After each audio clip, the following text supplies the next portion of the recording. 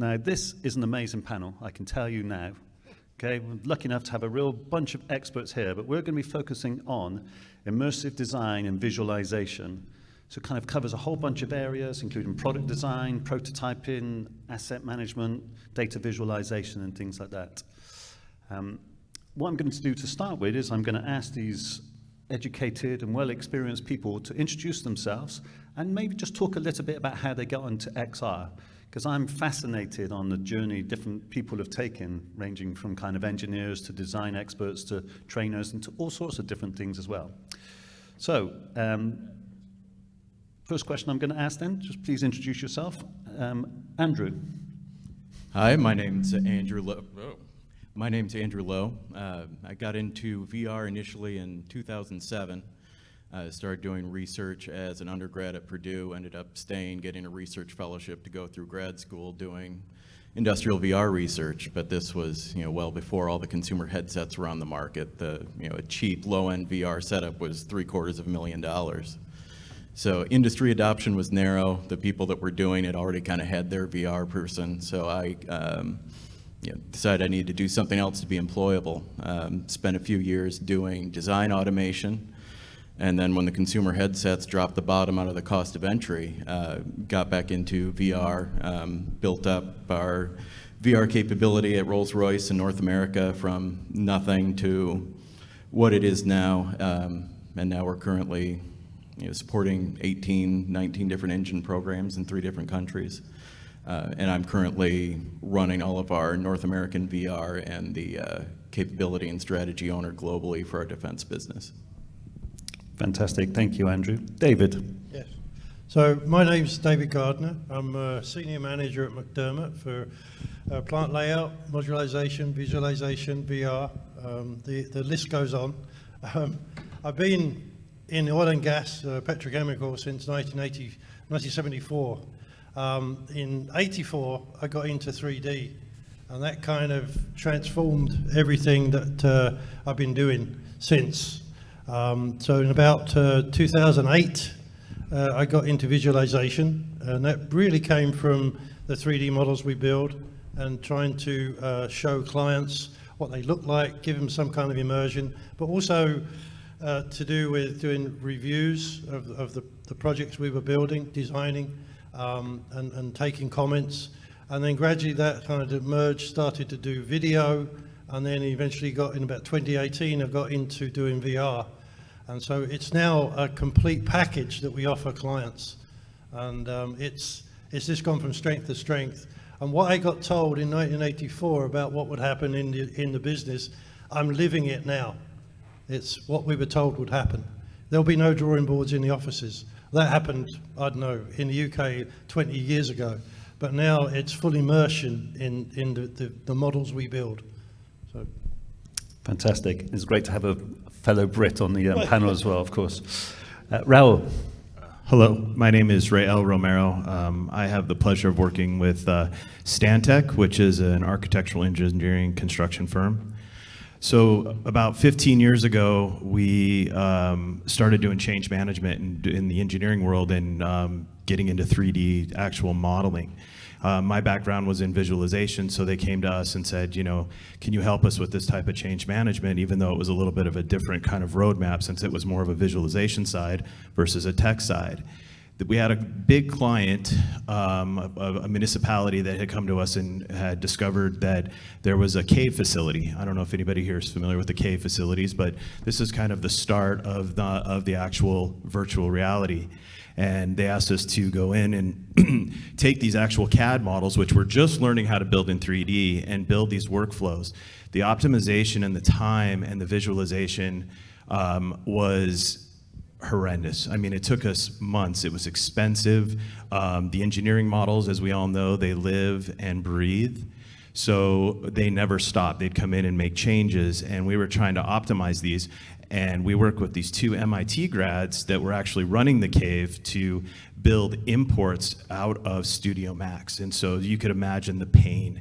And this was the start of us doing this in the architectural engineering world. Well then, many years later of doing this, we've done it multiple times, we could never sell this or convince a client, let alone to put the time into the VR, but then also to get your whole team together, get your stakeholders, get your operators, get everybody, sent out to this particular institute where we were doing our development. Well, then as we realized, though, that we had something, because once we put all of these stakeholders in a room, because me being a visual person, I'm like, you can't visualize that in 3D. You can't just figure that out in your head. But once we got them in that cave, they were able to start producing ideas and create some really cool stuff and some really great ideas.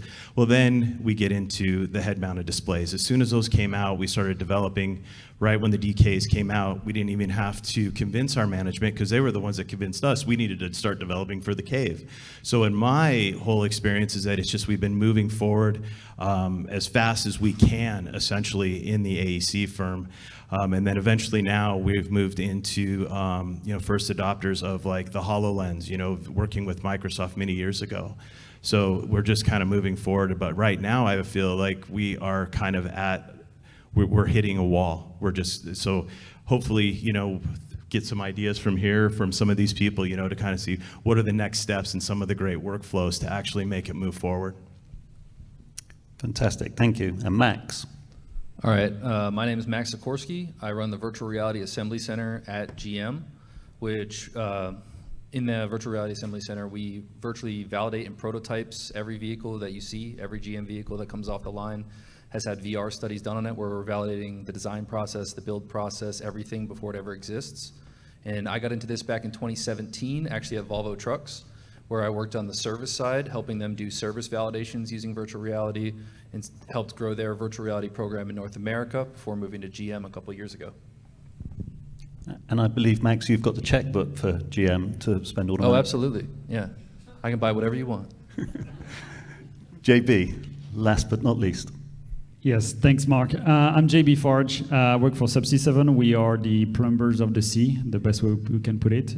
We basically fabricate, transport, and install pipeline and subsea structure from the seabed to the surface.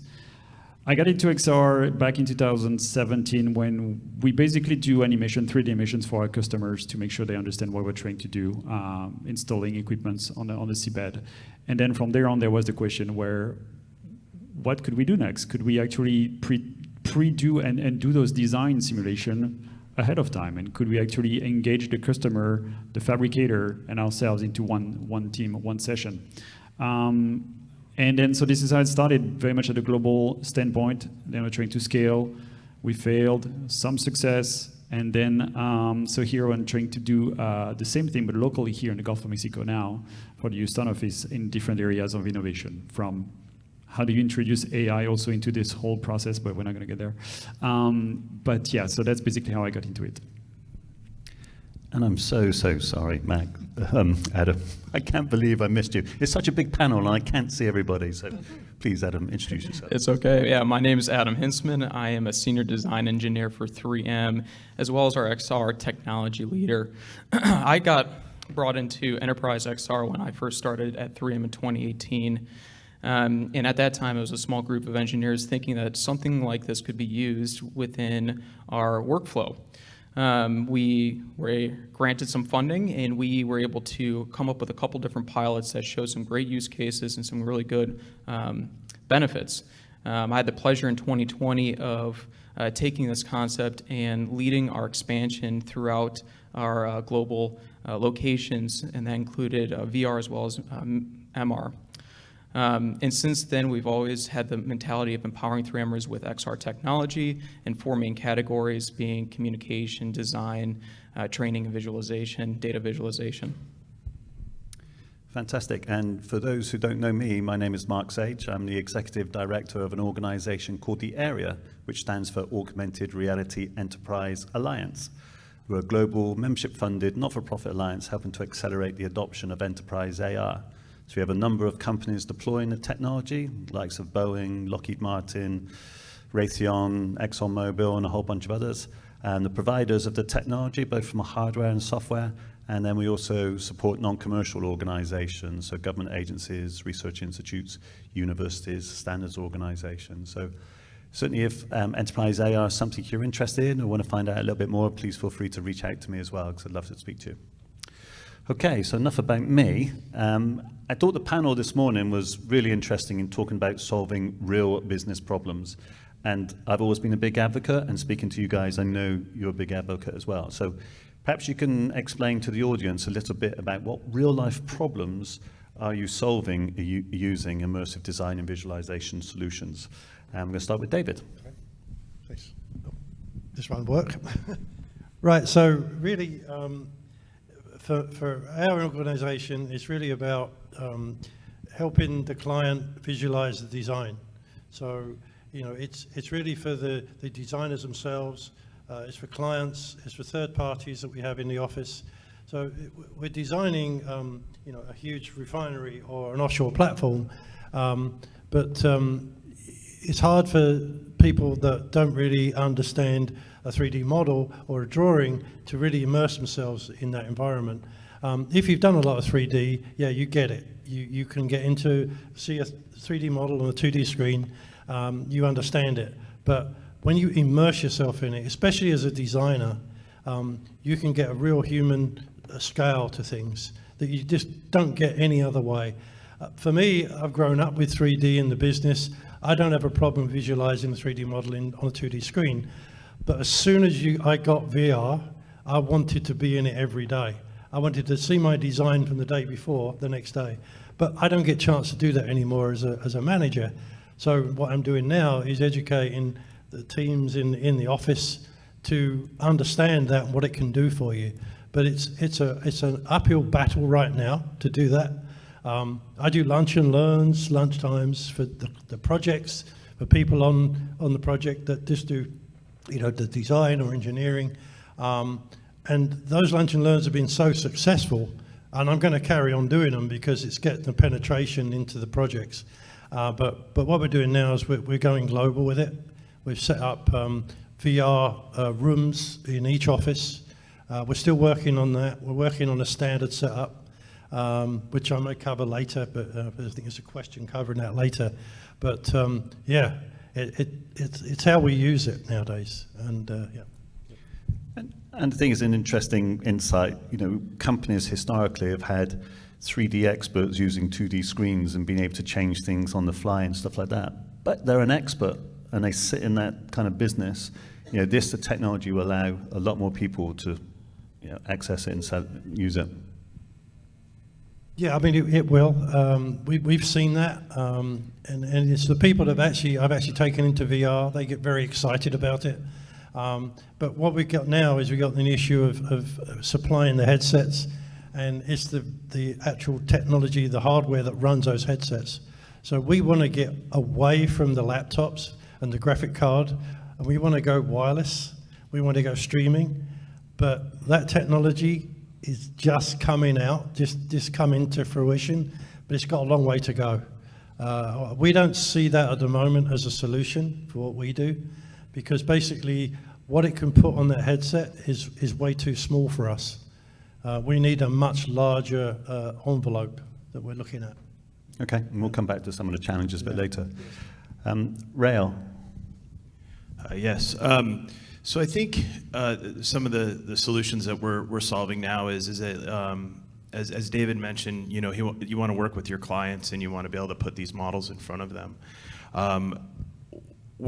Sometimes I like to think to start is just getting our designers and our modelers, our internal disciplines, you know, our MEP, everybody working within these 3D models.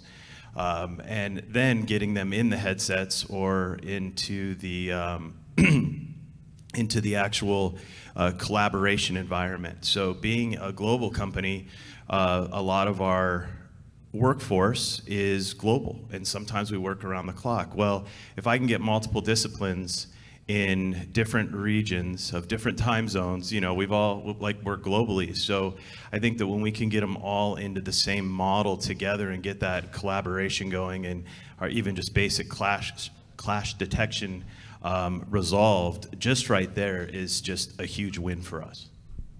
And we'll come back to the question about ROI next, so I think hold that thought would be great. Max. Yeah, so at GM, our primary focus is validating our build procedures using VR.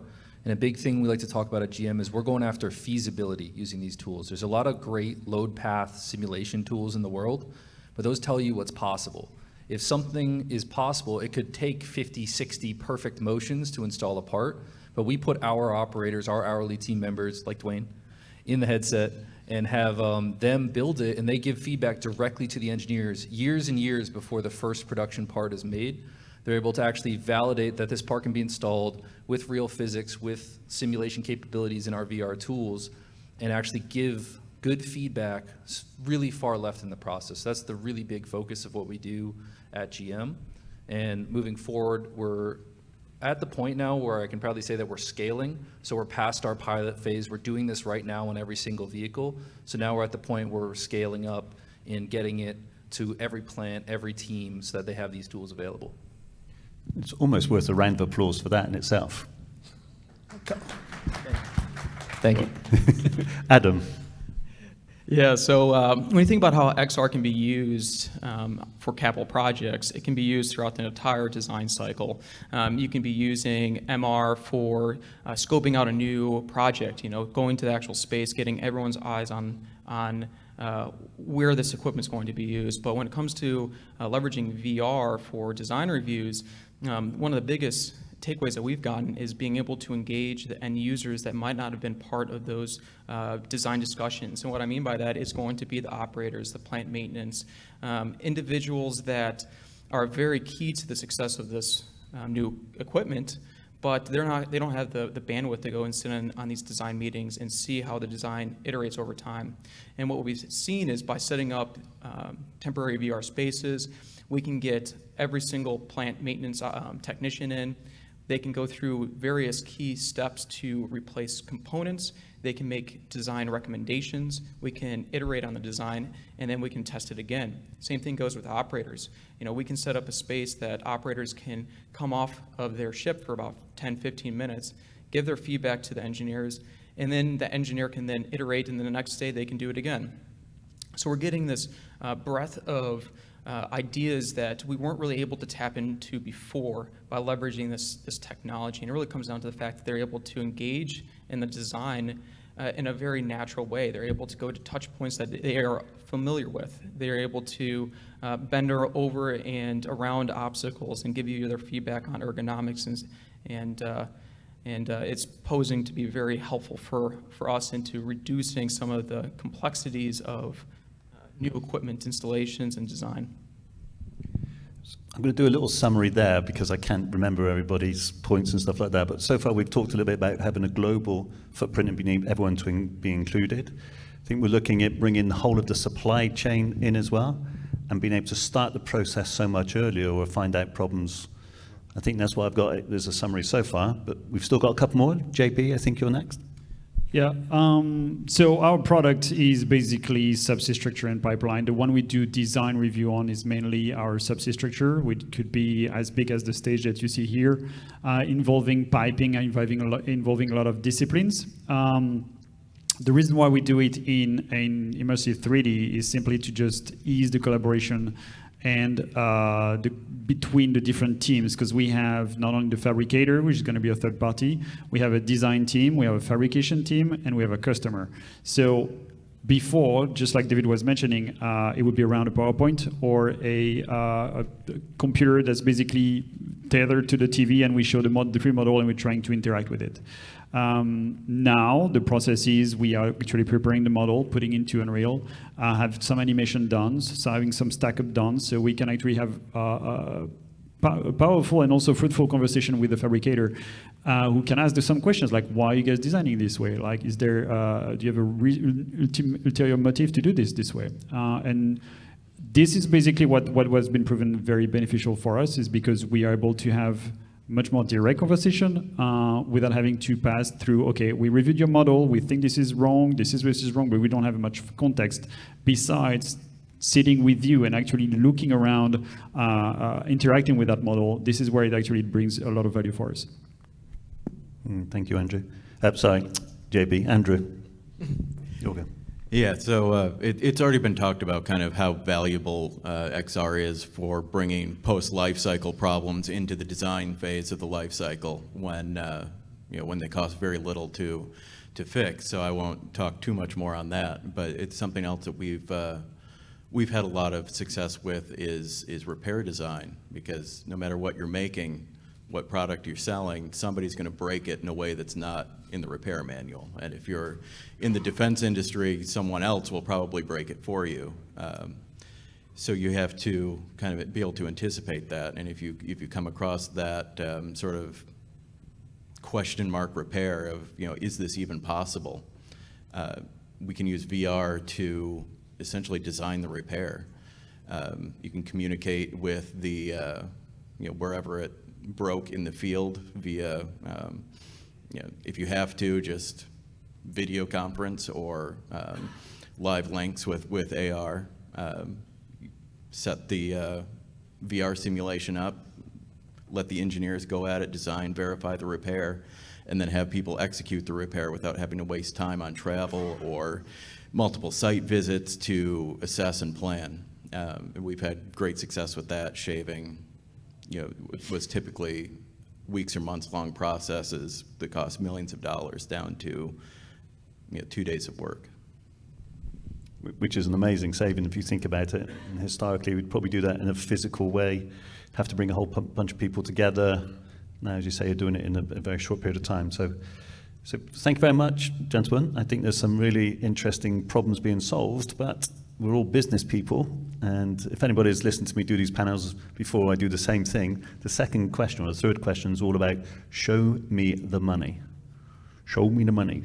It's really important we understand and can articulate about the kind of benefits that you've actually either experienced or expecting. Yeah, I know we're still going through the process and learning about it as well. So I'd love any kind of insights that you can give from benefits you've actually received or expecting to receive, and some of the kind of intangible ones as well. And perhaps I'll explain that a little bit later. But Rael, we'll start with you.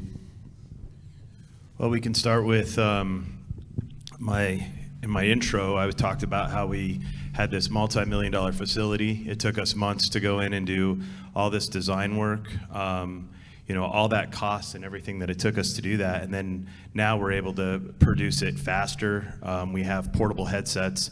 I mean, that just seeing that alone for us was huge.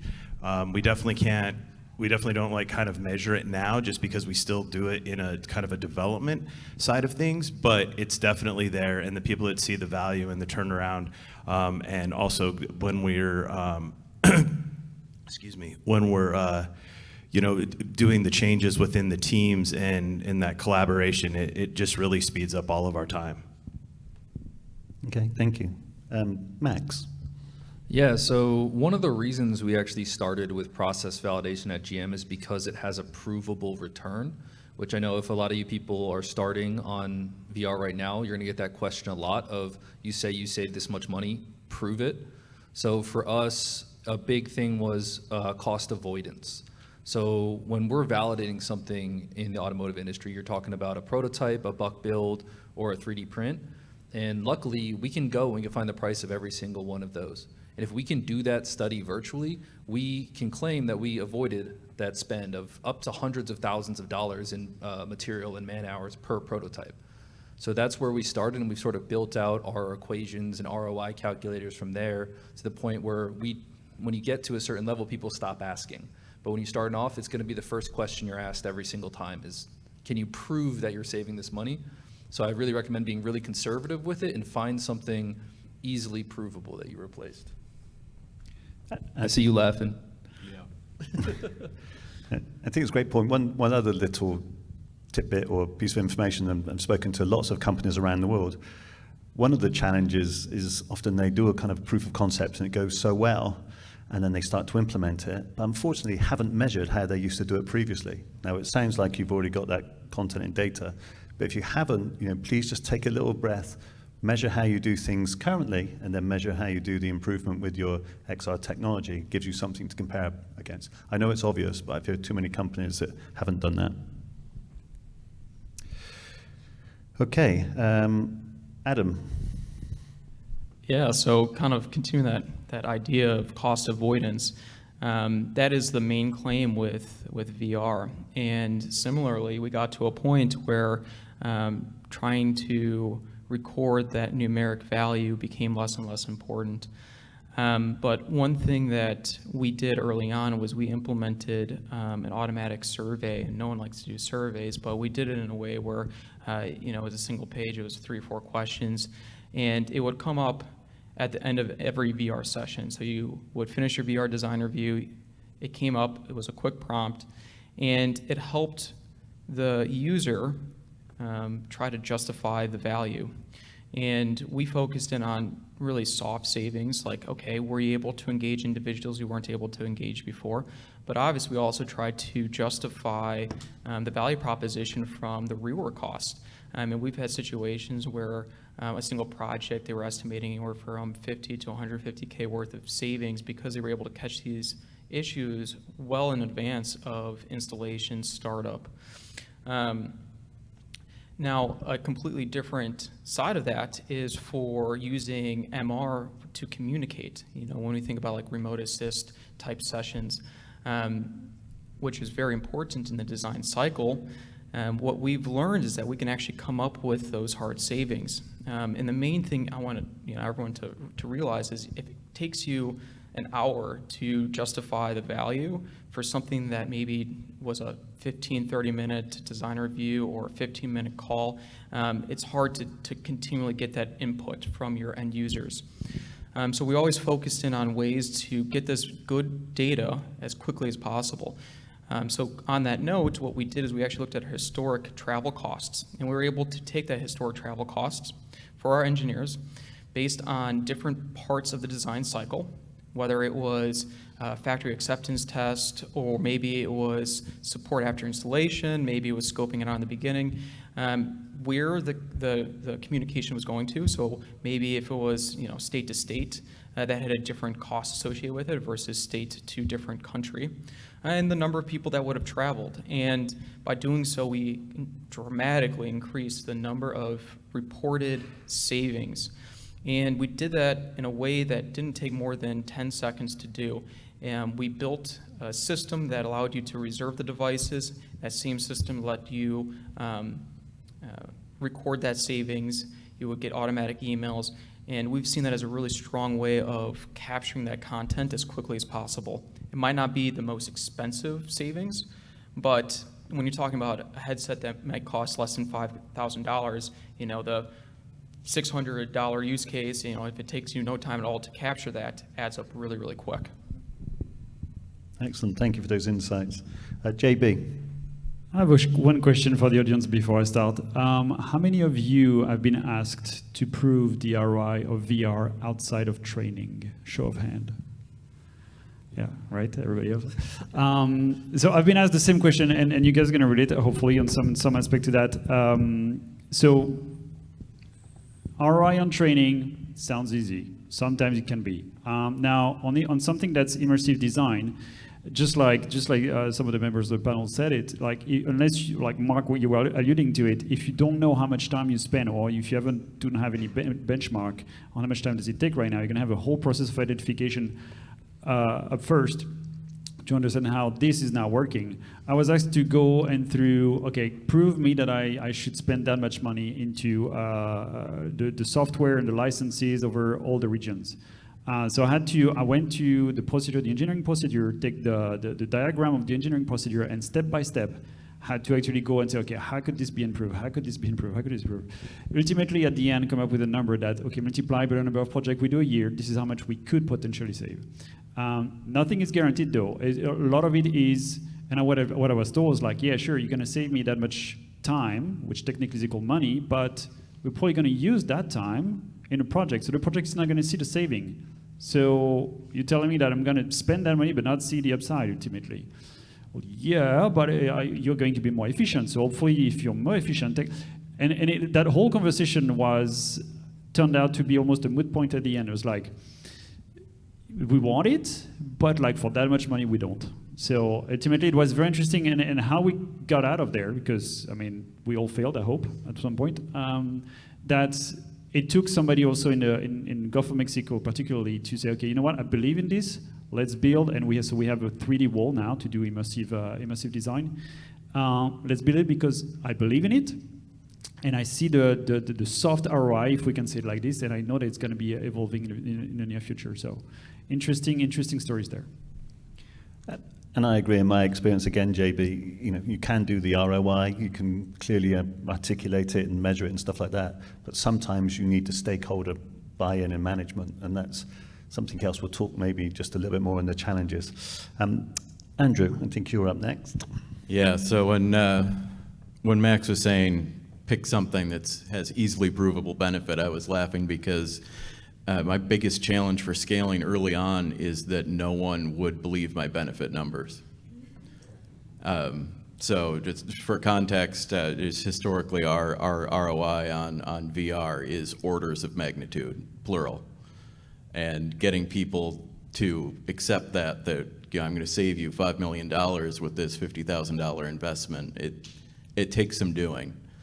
But kind of as an example of kind of different way you can do that.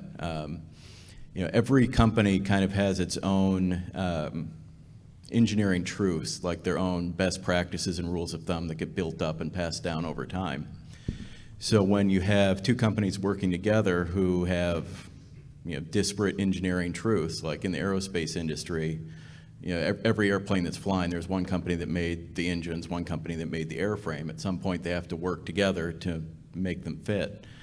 And when those disparate engineering truths come to a point where they don't agree, just everything grinds to a halt.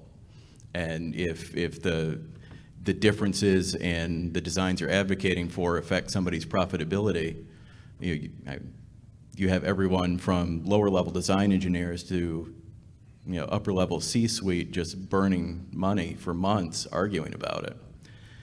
But if you can get both sides together in a VR session and just do a collaborative design review, you can knock that out and get everybody on the same page in an hour. And we've done that a few times. Even earlier on during COVID, when some of the people we were working with weren't capable of doing that, even video captures from the headset were cutting months of going back and forth and arguing out of the process and getting everybody on the same page and moving forward in, which is essentially no time at all. Yeah, just along those lines, to pile on with what he's saying though, don't tell people you're saving them $5 million. Start with a lot lower number, something like a couple $100,000. They'll believe you a lot better, because we've tried that as well. No one believes you if you say that high of a number.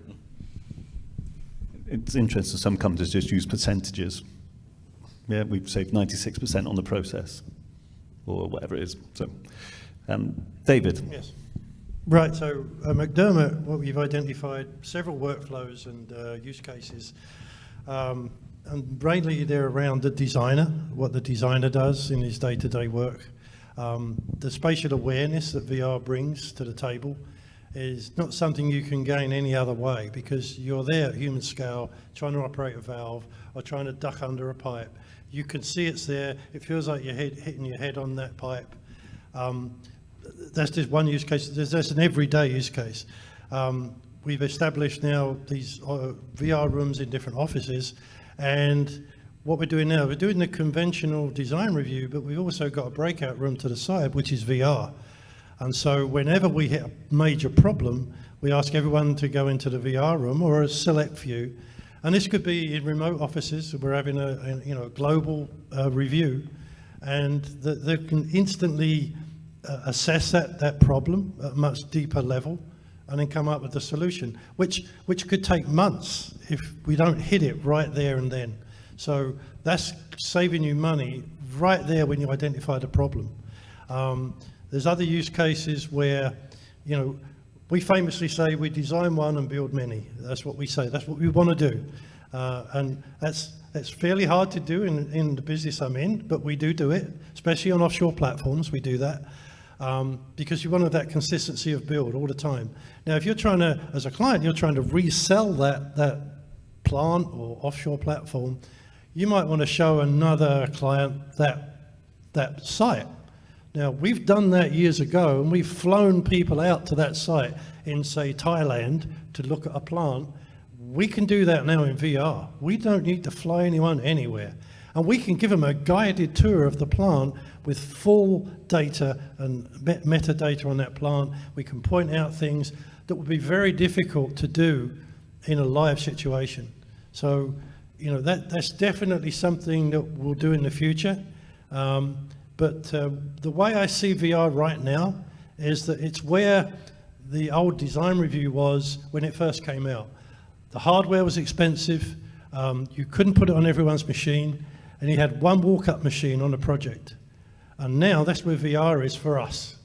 It's not perceived as a necessity at the moment, but it will become that. And the foot in the door is that walk-up machine on a project, which is the next thing we're doing. So right now we're identifying the right hardware and software configuration. We think we have it. We've been doing a lot of testing. But once that's put into all the offices, we'll have a walk-up machine on every project. And that'll just be the beginning. Eventually, everyone will have that way of looking at a 3D model. And just to finish off that, because we are running out of time, we need to get on to the next question. But I often talk about intangible benefits, so projects or things from a project you didn't really know, but it's come a benefit to the organization. And the feedback I often get, certainly when it comes to immersive technology, is encouraging new people into your organization. You know, especially if it's kind of manufacturing or heavy manufacturing, they don't really want to do that, the youngsters. But if you're saying we're going to be using XR technology to do it, suddenly it's like, well, there's a real interest in that. So it's really interesting you said that, because about 6 weeks ago, I did a VR demonstration to the latest intake of interns into the office. And I had 20 interns down on the conference floor that we have in the building. And I spent an hour with them. Actually, it ran to an hour and a half because they were so excited to see what we do. And it was really the only way we could get the message across really quickly to them. It wouldn't work with a 3D model. You couldn't definitely not do it with drawings. But I could give them a guided tour around that VR experience, and they came away so excited and so informed about what we actually do as a company. Perfect. Okay, so we're 37 minutes. We've got until 45. So we're going to have to, unfortunately, go a little bit quick. But the last question, we've done the what problems, we've shown them the money. How about some of the challenges and barriers you have to overcome, okay, or have you experienced? So Max, we're starting with you.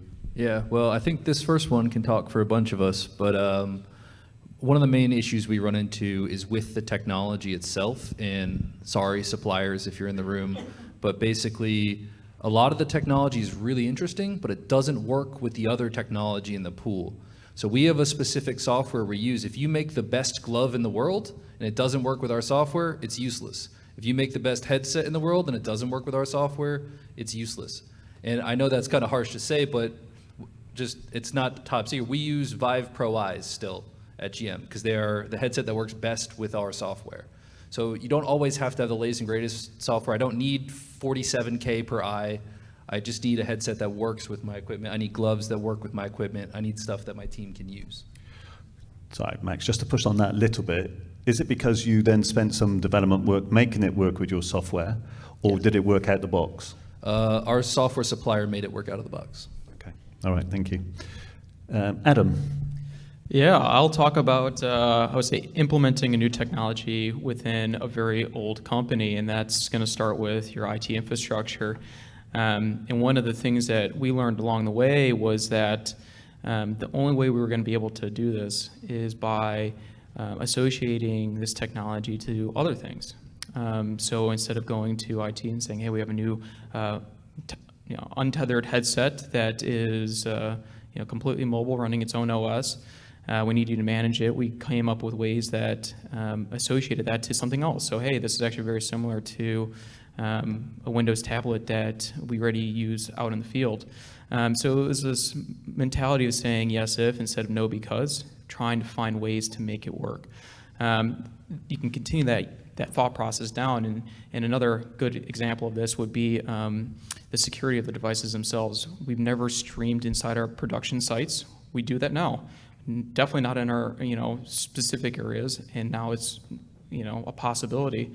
One way that we accomplished a little bit more visibility with our devices, and it was a pretty novel idea, is taking 3M automotive vinyl and actually wrapping all our headsets. And that gave us a really cheap way to bring visibility to the devices, but also add some other nomenclature to it, saying what this device is, specific information that they might need to use the device. Yes, thank you. JB? How many people in IT? Show of hand. Usually that's my struggle. Put your hands down quick. I'm not gonna lie. Not to single you out, but like the whole idea is like, yes, we get you end user excited, we get senior management, we need to do this. Then turns out that a lot of the systems are not implementable because so and so. Maybe it is a cybersecurity standpoint. Maybe it's something else. A lot of the struggles were, okay, within the process, how do we automate?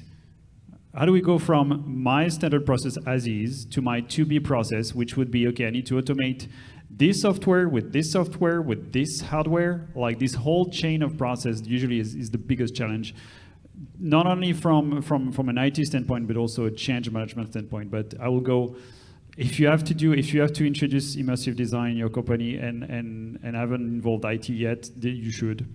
That will help. Yeah. Thank you. Andrew? So AR and VR doesn't have the typical problems, at least in my experience, that you get pushing a new way of doing things out into an organization. You don't have, like, I'm not putting secret data loggers in my AR apps because people are lying about using them, like my design automation apps.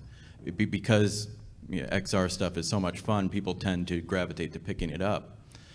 So what has become my biggest challenge in trying to scale this to company-wide is people are actually thinking too big about VR.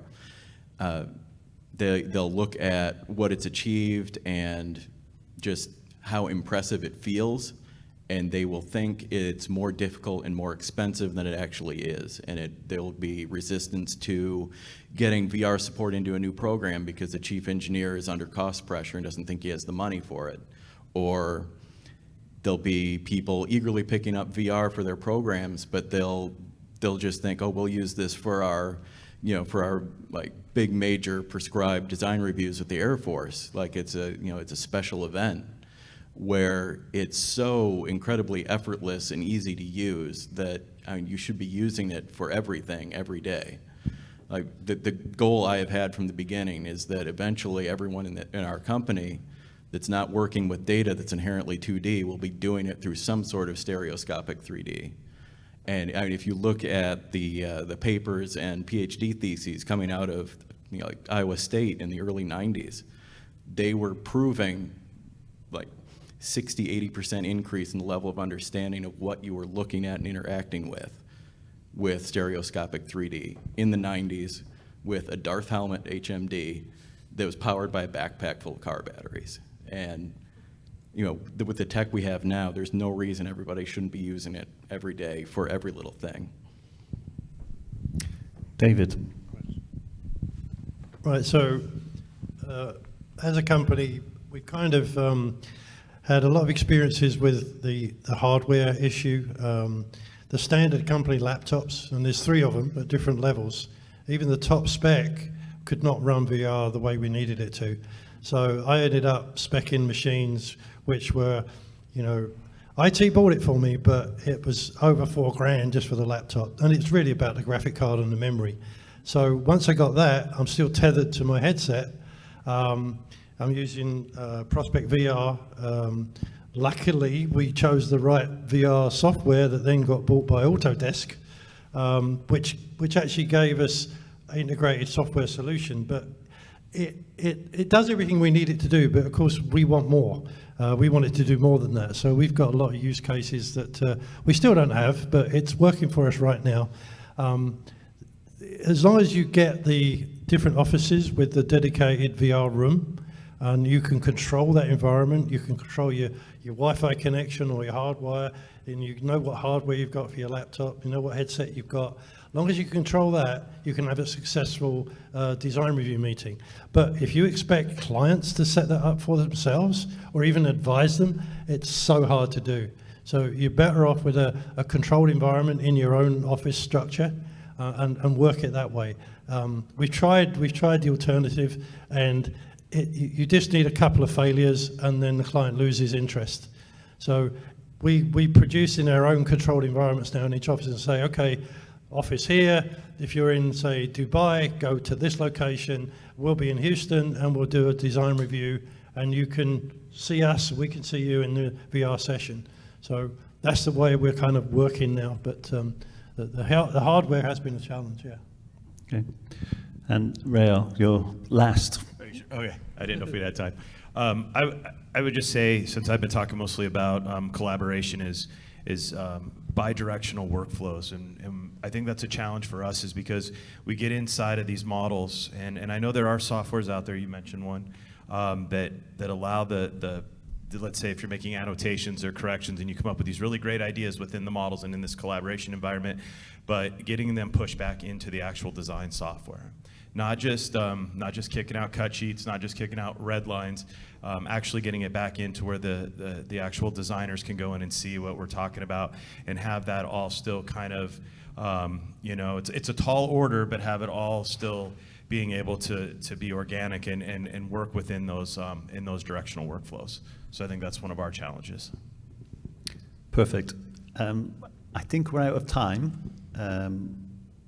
Yes, no, yes, we are. No, yeah, we are out of time. Sorry, couldn't see it from back here.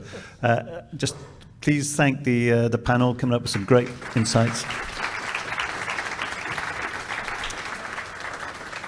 So I was trying to get it a bit done so you could ask some questions, but there's a lot of us. So appreciate you listening. Hopefully you found it useful. Please feel free to grab the guys or myself afterwards and enjoy the rest of the show.